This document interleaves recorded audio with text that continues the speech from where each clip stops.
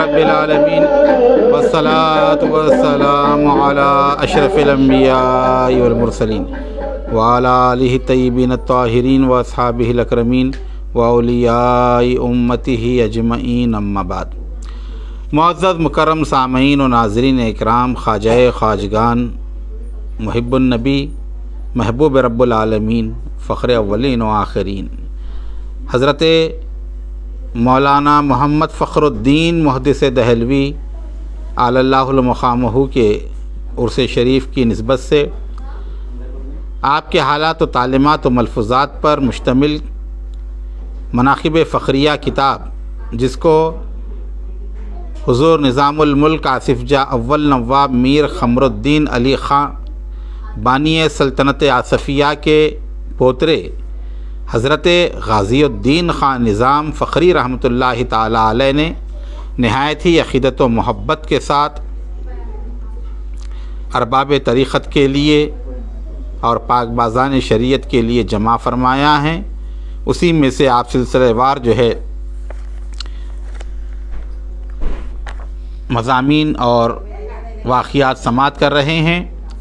اب یہاں پر ایک واقعہ بیان کیا گیا ہے کہ سلطان المشائخ سرکار عالم پناہی نظام الدین محبوب الہی رحمۃ اللہ علیہ کی محفل سماع میں آپ کے عرس شریف کے موقع پر آپ کی درگاہ میں جو ہے محفل چل رہی تھی۔ اس محفل کے موقع پر ایک نوجوان جو بغیر داڑھی والا تھا، بے ریش تھا، وہ محفل میں بیٹھا ہوا تھا، اسے کیفیت طاری ہو گئی اور وہ بے خود ہو گیا، رقص و وجد کرنے لگا، یہاں تک کہ قوال گا رہے تھے اور وہ بے انتہا کیفیت میں تھا، اور اسی محفل میں جو ہے وہ نوجوان جو ہے جب قوال خاموش ہو گئے تو گر گیا۔ جب اس کی نفس دیکھی گئی تو وہ انتقال کر چکا تھا۔ اس کے والد جو تھے وہ روتے ہوئے آئے اور اس نوجوان کو اٹھایا اور مولانا محمد فخر الدین محدث دہلوی کے قدموں میں ڈال دیا اور کہا کہ یہ آپ کے متعلق ہے، آپ جانیں، آپ کا کام جانیں۔ مولانا نے انہیں تسلی دی اور فرمایا گھبراؤ نہیں، رو نہیں، یہ زندہ ہے۔ پھر قوالوں کو بلایا اور کہا جو شعر پڑھ رہے تھے اسی شعر کو دوبارہ پڑھو۔ قوالوں نے پھر وہاں سے محفل سماع کا آغاز کیا اور وہ شعر پڑھا۔ جیسے ہی وہ شعر پڑھا گیا اس کے جسم کے اندر حرکت پیدا ہوئی اور وہ اٹھ کر بیٹھ گیا۔ حضرت مولانا اس سے گفتگو فرماتے اور وہ حضرت کی خدمت میں رہتا نوجوان، یہاں تک کہ وہ حضرت کا جو ہے مرید ہوا اور فنا فی الرسول کے مرتبے پر فائز ہوا۔ حضرت مولانا نے ارشاد فرمایا حال آنے کے شروع میں جو کوئی حضرت سرور عالم حبیب خدا صلی اللہ علیہ وسلم کا مبارک نام زبان پر لاتا ہے تو اس کی غیرت چاہتی ہے کہ اس کا سر اڑا دے، لیکن آل اور سیادت کی محبت اس کو ترہا دیتی ہے، یعنی ٹال دیتی ہے۔ پھر اس کے بعد ایک مولوی صاحب جن کا نام مولوی مکرم تھا اور وہ محتسب تھے، حکومت کی طرف سے مقرر کردہ وہ لوگ جو بازاروں میں پھرتے ہیں اور نگرانی کرتے ہیں کہ کاروبار صحیح ہو رہے ہیں یا نہیں ہو رہے ہیں، شریعت کے اصول کے مطابق ہو رہے ہیں نہیں ہو رہے ہیں، ان کو محتسب کہا جاتا ہے۔ تو محتسب ایک عہدہ تھا اور وہ تمام لوگوں کی نگرانی جو ہے کیا کرتے تھے۔ تو مولوی مکرم صاحب جو ہے محتسب تھے حکومت کی طرف سے، اور وہ جو ہے حضرات صوفیہ جو محفل سماع کرتے گاتے بجاتے وہ ان کو جو ہے پسند نہیں تھا۔ ایک مرتبہ حضرت مولانا محمد فخر الدین چشتی محدث دہلوی کے سامنے ذکر کیا گیا کہ مولوی مکرم جو ہیں وہ جو ہے یہ گانے اور بجانے کو، محفل سماع کو، راگ کو پسند نہیں کرتے۔ آپ مسکرائے اور کہا یہ تو بڑا خوب رہے گا، پھر وہ آدمی بڑے خوب ہیں۔ اسی زمانے میں عرس کی محفل میں قوالی ہو رہی تھی اور مولانا محمد فخر الدین جو ہے اپنے مریدین کے ساتھ قوالی میں جو ہے بیٹھے ہوئے تھے، اور مولوی مکرم صاحب احتساب کرنے کے ارادے سے جو ہے آ گئے۔ لوگوں نے عرض کیا کہ مولوی مکرم یہی ہیں۔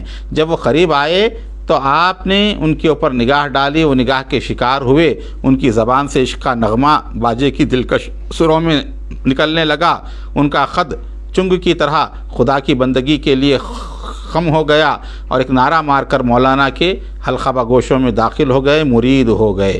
چونکہ ایسے ہر دل عزیز شخص مولانا کی محبت کے لیے تیار ہو گئے، اور ایخر کو بھی ان سے خاص محبت تھی، یعنی غازی الدین نظام کو بھی جو ہے ان سے مولانا مکرم سے جو ہے خاص جو ہے محبت تھی۔ اس لیے انہوں نے جو ہے ان کا تھوڑا حال بھی یہاں پر تحریر فرمایا کہ ترچھی ٹوپی پہنتے، مستانہ وار جو ہے چال چلا کرتے تھے، اور جب اپنے شیخ حضرت خواجہ خواجگاں مولانا محمد فخر الدین کو دیکھتے، بے خود ہو کر جو ہے مستانہ وار طور پر وہ نعرہ لگاتے اور لوگوں کے سامنے کہتے یہ دیکھو یہ دلوں کا ڈاکو ہے، اس نے دلوں کے لوٹ لیا ہے ہمارے۔ اور حضرت مولانا ان کی یہ بات سن کر مسکراتے ہوئے آگے بڑھ جاتے، اور مولوی مکرم کہتے مولانا بڑے عقل مند ہیں، لیکن مکرم ایک عجیب شہدا ہے۔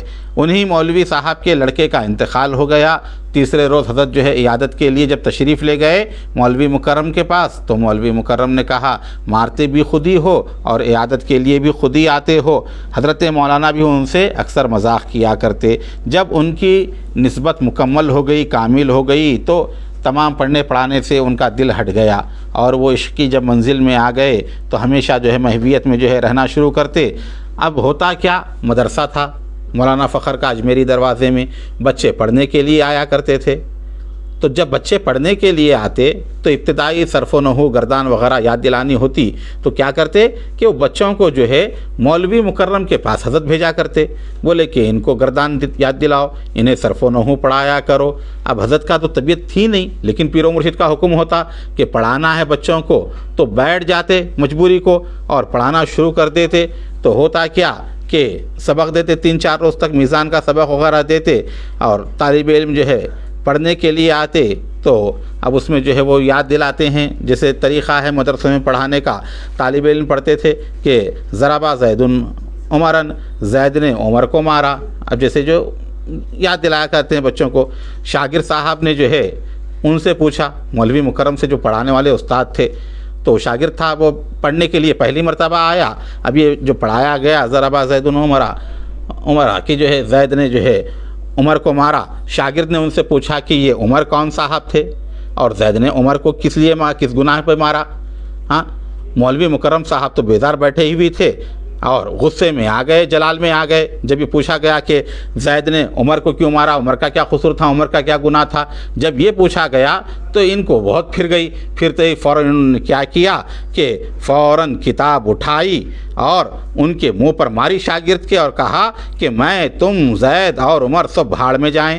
اس کے بعد کتاب شاگرد کے منہ پہ دے ماری اور اپنی دستار کو زمین پر دے پٹکا اور اپنے ذوق میں نالہ و فریاد شروع کر دی، کیونکہ اپنے رنگ اور بے خودی میں مہو تھے۔ اب یہ حوالی ایسا تھا، اب یہ تو پڑھنے کے لیے جو ہے بتایا گیا کہ زید نے جو ہے عمر کو مارا۔ اب وہ بچہ پوچھتا ہے کہ زید نے کیوں مارا، اس کا قصور کیا ہے، تو ان کو غصہ آ گیا، ہاں، لہذا وہ کتاب بھی پھینک دیتے ہیں اور جو ہے بے خود ہو جاتے ہیں۔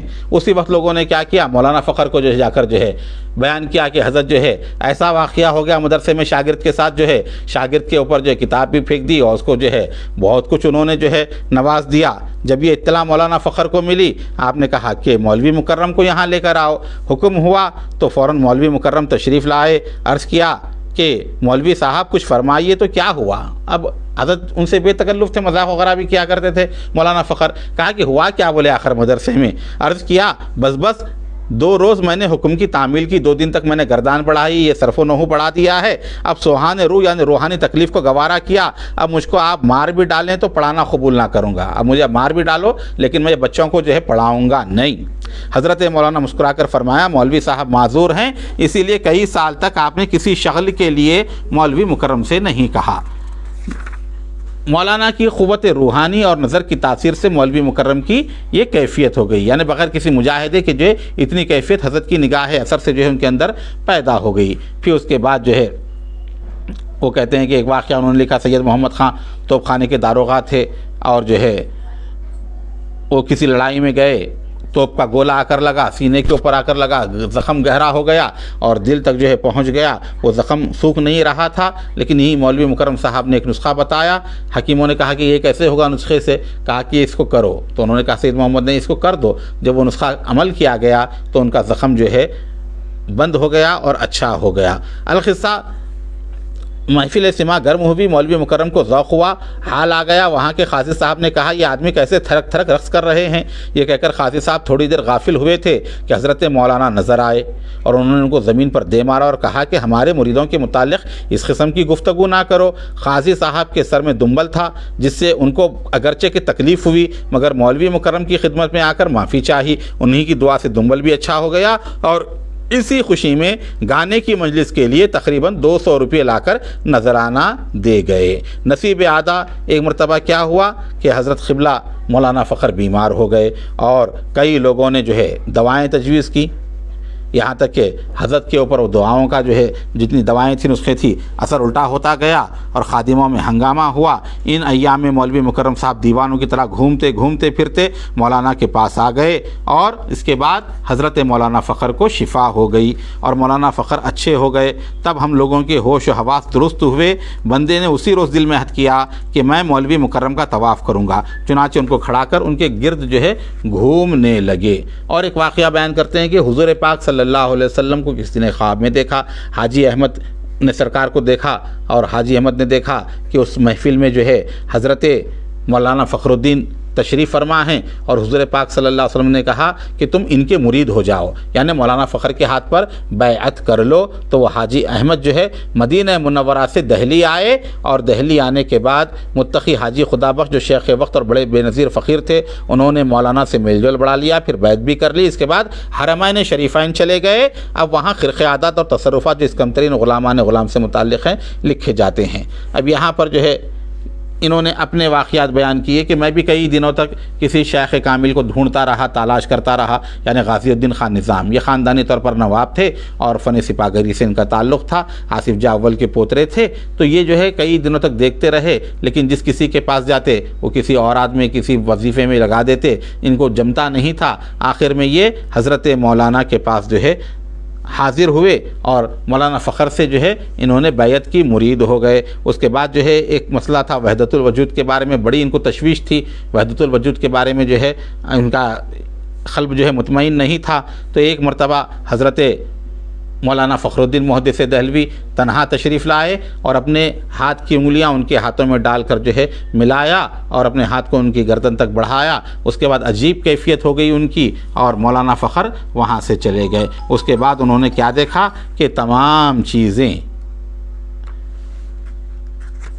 جب ان کا ہوش آیا تمام چیزیں انہوں نے دیکھا, نباتات جمادات وغیرہ ہر چیز ایک ہی نظر آ رہی تھی انہیں. تب ان کو جو ہے تسلی ہوئی, ذکر قلبی جاری ہو گیا, کھانا پینا سونا سب جاتا رہا.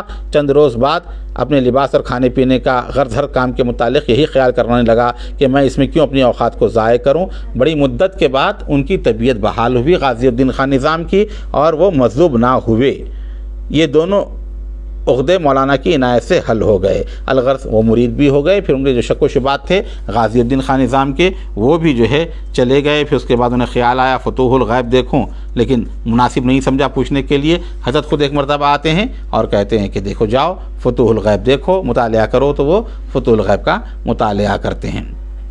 ایک دن باغ کی سیر کو گیا، ایک شخص کو دیکھا کہ جدھر آدمی کھڑے ہوئے ہیں اس راستے کو طے کر کے دیوار کی اس جانب جدھر زینہ نہیں ہے چلا آنا چاہتا ہے۔ جب اس کا یہ ارادہ معلوم ہوا تو میں نے خزانہ داروں اور رسالے والوں سے کہا دیکھو اس کو اپنے رسالے میں ہرگز نہ آنے دینا۔ اس نے رسالہ داروں میں سے ایک کی بہت خوشامد کی اور پریشانی ظاہر کی کہ حالات جنگ کی وجہ سے میرے حواس درست نہیں ہیں، میں راستہ بھول گیا ہوں۔ پھر نہ معلوم اس کے دل میں کیا خیال آیا کہ وہ مجھ پر رحم کھا کر پوشیدہ طرح پر میری حفاظت کرنے لگا۔ میں نے سنا کہ حضرت مولانا بھی میرے لیے متفکر تھے، یہاں تک کہ بےتابانہ ایک دن ادھر سے گزرے، خاموش رہے اور کسی سے کچھ نہ کہا، چہرہ مبارک پر غمگین تھا۔ ناگہاں زبان مبارک سے نکلا کہ ایک بہت بڑی بلا آئی تھی، مگر الحمدللہ کہ میرے دوستوں میں سے ہر ایک ڈر کے گزر گیا۔ میرے ساتھی یہ واقعہ پیش آیا کہ عشاء کی نماز کے بعد دیوان خانے کے خیمے سے باہر کاموں میں فارغ ہونے کے بعد میں اٹھ بیٹھا۔ میرا یہ معمول تھا کہ ہر رات خلوت خانہ جاتا اور وہیں سو جاتا۔ ایک دن صبح کی نماز کے بعد مجھے معلوم ہوا کہ زور کی نیند آ رہی ہے، وظیفہ اور مشغولی کا موقع نہ ملے گا۔ جب سو گیا تو دیکھا یہاں خون بہایا جائے گا، ایسا کئی دفعہ ہوا۔ پھر آنکھ کھل گئی۔ رات کے وقت جو ہتھیار میرے پاس رہتے تھے وہ تحویلدار لے کر چلے گئے۔ سرائے میں چاروں طرف چوکیدار ہونے کے باوجود نہ معلوم کس طرح وہ آدمی مجھ تک پہنچ گیا اور تلوار میان سے کھینچ لی۔ محمد پناہ خاں میرے استاد زادے جن پر مولانا کی خاص عنایت تھی اور مولانا کے مرید تھے، ان کو پکڑ کر دوڑا، تلوار مار دی۔ محمد پناہ خاں کے دونوں ہاتھ زخمی ہو گئے، مگر لوگ پہنچ گئے اور انہوں نے اس کو مار ڈالا۔ معلوم ہوا کہ مولانا پہلے ہی اس کی خبر دے چکے تھے۔ پھر مجھے اپنے دوست سے معلوم ہوا کہ میرے دشمنوں میں سے ایک نے اس آدمی کو روپیہ دے کر اس کام پر مقرر کیا تھا۔ ان کو قتل کرنے کی جو ہے سازش تھی۔ ان کا واقعہ جو ہے وہ لکھتے ہیں، اور جبکہ میں یہ کتاب لکھ رہا ہوں اس واقعے کو 18 سال ہو چکے ہیں۔ 18 سال پہلے کا واقعہ جو ہے انہوں نے لکھا۔ ہیضے کی بیماری کے بعد مولانا بہت ضعیف ہو گئے۔ میں نے ایک معجون بنا کر ان کو روانہ کر دیا، اس کا نسخہ بھی خدمت عالی میں بھیج دیا تاکہ وہ طبیبوں کو دکھائیں اور مزاج کے مناسب ہو تو استعمال کریں۔ شرف الدین جو بندے کے استاد زادے اور اپنے والد کے خطاب رفیع الدین خان سے آج تک سرفراز ہیں، مولانا کے خلیفہ اور یہی میر ضیاء الدین کے بڑے بھائی ہیں، انہی کے ہاتھوں میں نے معجون بھیجی تھی۔ جب انہوں نے معجون پیش کی تو اس پر مولانا نے فرمایا کہ اس کا نسخہ بھی تو بھیجا ہے، وہ کہاں ہے؟ عرض کیا حضور یہ معلوم نہیں، اتنے میں میرا عریضہ بھی پہنچ گیا۔ جب خط کھولا تو نسخہ نکل آیا۔ عبداللہ خان نامی افغان غزل کو اچھی آواز سے پڑھتا تھا، اس وجہ سے اس کو مولانا کی نزدیکی حاصل ہو گئی تھی کہ اکثر جو ہے صوفیہ جو ہوتے ہیں اچھا پڑھنے والوں کو جو ہے قریب رکھتے ہیں، آواز اچھی ہوتی ہے تو اس سے کیا ہے لوگوں کے اوپر اثر ہوتا ہے۔ تو عبداللہ خان جو افغان کا تھا وہ بھی اچھی غزل پڑھتا تھا، اچھی آواز والا تھا، حضرت کے نزدیک رہا کرتا تھا۔ اس کے متعلق مولانا کی عنایت اور مہربانی کی شہرت ہو گئی۔ اتفاق سے دوستوں کے ساتھ حضرت خواجہ کے عرس میں یعنی غریب نواز کے عرس میں دارالخیر اجمیر پہنچے۔ ایخر نے بھی عرس میں حاضری دی، کچھ دور تک پیدل گیا اور بال بچے سواری پر فوجی شان و شوکت کے ساتھ دور سے آئے۔ مجھے پیدل چلنے کی عادت نہ تھی، اس لیے پاؤں میں چھالے پڑ گئے۔ میں نے عبداللہ خان سے کہا کہ کچھ دن میرے پاس رہو۔ انہوں نے کہا حضرت مولانا کی اجازت کے بغیر نہیں رہ سکتا۔ میں نے حضرت مولانا کے پاس آدمی بھیجا اور عبداللہ خان کے رہنے کی اجازت طلب کی۔ حضرت مولانا نے جواباً تحریر فرمایا کہ تمہاری خافیہ شناسی ہے، تعجب ہے کہ ایسے آدمی کو اپنے پاس رکھنے کو تیار ہو، اس کو فوراً رخصت کر دو۔ اور خود عبداللہ خان کو مولانا نے لکھا کہ تم رخصت ہو کر جلد یہاں پہنچو۔ میں حیران رہ گیا کہ اس تحریر سے آخر حضرت مولانا کا کیا منشا ہے۔ تھوڑے دن بعد معلوم ہوا کہ وہ حضرت کے اور بعض دوسرے لوگوں کے کپڑے لے کر بھاگ گیا۔ وہ اس طرح کا جو ہے وہ چوری کرنے والا شخص تھا، تو اس لحاظ سے جو ہے حضرت نے اس کو رہنے نہیں دیا وہاں پر۔ تب میرے دل نے کہا کہ حکیم کا فعل حکمت سے خالی نہیں ہوتا۔ اب مولانا کی تحریر کا مطلب سمجھ میں آیا۔ مولانا روح اللہ جو حضرت مولانا کے بڑے خلیفہ تھے، مولانا فخر کے، وہ بھی اس قافلے میں تھے۔ دینی بھائی ہونے کے لحاظ سے میں نے ان کے سامنے کچھ نظر پیش کی، مہربانی سے قبول کر لی، مگر یہ سب حضرات تو رات دن میرے پاس آتے رہتے، مگر مولوی روح اللہ صاحب میرے یہاں صرف ایک بار ہی تشریف لائے۔ اور اس کے بعد جب لوگ واپس ہونے لگے تو مولوی روح اللہ صاحب آستانے میں اعتکاف کی وجہ سے ٹھہر گئے، غریب نواز کی درگاہ میں۔ روح اللہ صاحب آستانے میں ٹھہر گئے۔ واپسی پر جب لوگ حضرت مولانا کی خدمت میں پہنچے تو انہوں نے حسب معمول اپنے احباب سے بندے کی ملاقات کا حال دریافت کیا۔ لوگوں نے حسب حال بیان کیا۔ مولوی روح اللہ صاحب کی طرز عمل کا مانے جانے سے مولانا خوش نہیں ہوئے اور فرمایا ان کی یہ حرکت نازیبا ہے، کیونکہ غازی الدین کوئی غیر نہیں، آخر ہمارے حلقے کے ہیں، اور غیرت الہی کی کسی کو کیا خبر کہ کسی کو ضرورت مند بنا دے۔ اسی زمانے میں مولوی روح اللہ صاحب کو جاڑا بخار آنے لگا، گھبرا کر میرے پاس آ گئے۔ بندہ ان کی خدمت میں حاضر رہتا۔ آخر 2-3 مہینے میں شفا پا کر مولانا کی خدمت میں حاضر ہو گئے اور عنایتوں سے سرفراز ہوئے۔ چونکہ وحدت الوجود میں یہ رنگے ہوئے تھے، اس لیے حضرت مولانا ان سے بہت خوش تھے۔ اکثر مریدوں سے فرماتے مولوی روح اللہ کے پاس بیٹھا کرو۔ انہوں نے مولانا سے وطن جانے کی اجازت چاہی، مولانا نے ہر چند روکا مگر اصرار کر کے وہ چلے گئے۔ کچھ عرصے کے بعد مولانا نے فاتحہ کے لیے کھانا پکوایا۔ مولوی روح اللہ نے آ کر کہا کہ ہم شہید کر دیے گئے، یعنی جو ہے وہ چلے گئے، حضرت کی بات نہیں سنے، جا کر وہاں ان کی شہادت ہو گئی۔ مولانا کو ایسے قرآن شریف کی تلاش تھی جو ہمیشہ شیخ کلیم اللہ کی تلاوت میں رہتا تھا، اور انہوں نے تفسیر القرآن تصنیف کر کے اپنے ہاتھ سے حاشیے پر لکھی تھی۔ بازار میں ایک روز دیکھا کہ ایک بڑھیا کلام مجید بغل میں دبائے ہوئے ہے۔ پوچھا بڑھیا یہ کیا ہے؟ اس نے کہا قرآن شریف ہے، ہدیہ لیے ہے۔ کھول کر دیکھا تو وہی حضرت شیخ کلیم اللہ والا قرآن شریف، اس کے حسب خواہش ہدیہ دے کر قرآن شریف لے لیا۔ اب یہاں پر جو ہے وہ قرآن شریف کے حضرت شیخ کلیم اللہ دہلوی کی تفسیر تھی، اور وہ جو ہے حضرت کو چاہیے تھا، حضرت کو مل نہیں رہی تھی، تو ایک بوڑھی عورت کے پاس جو ہے وہ نسخہ دستیاب ہوا جس پر حاشیہ بھی حضرت نے جو ہے لکھا۔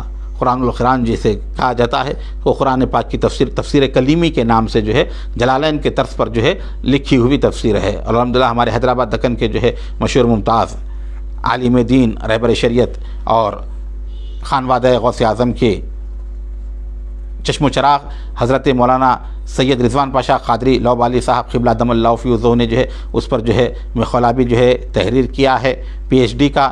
انشاءاللہ تعالی وہ جو ہے قریب جو ہے اس کی اطلاع بھی آئے گی۔ تو اسی پر حضرت نے جو ہے بڑا پیارا کام کیا، سلسلہ چشتیہ کے حوالے سے تفسیر کلیمی جو بہت ہی نایاب تھی، اس میں اثر نو انہوں نے مقالہ لکھا، اور حضرت شیخ کے حالات اور تعلیمات کے ساتھ جو ہے وہ جو ہے انہوں نے جو ہے جمع کروایا ہے۔ تو اس طرح جو ہے اسی کا یہاں پر تذکرہ جو ہے کیا کہ وہ جو ہے حضرت مولانا فخر کو جو ہے مل گئی، پھر اس کے بعد جو ہے نول کشور فیروز سے وغیرہ بھی جو ہے وہ بعد میں چھاپی گئی، پھر اس کا جو ہے ترجمہ بھی جو ہے ہوا ہے۔ تو اس طرح جو ہے اس کو جو ہے کافی اہمیت جو ہے صوفیاء اکرام کے پاس تفسیر کلیمی کو حاصل ہے کہ شیخ کلیم اللہ دہلوی کی تصانیف میں جو ہے بڑی کتاب جو ہے شمار کی جاتی ہے، اور جلالین جو حضرت امام جلال الدین سیوطی نے جس انداز سے مختصر جو ہے تفسیر لکھا ہے، اس کو آپ نے اسی طرح جو ہے شیخ کلیم اللہ دہلوی نے بھی جو ہے تحریر فرمایا ہے۔